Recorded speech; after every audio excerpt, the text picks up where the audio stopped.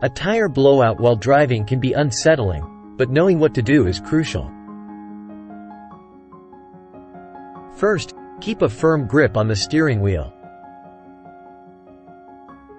Don't slam on the brakes, this can worsen the situation.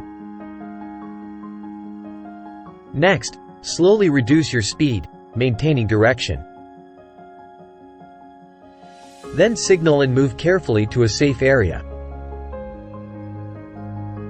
Once stopped, check the damage from a distance and seek assistance. By staying calm and following these steps, you can handle a blowout safely and efficiently.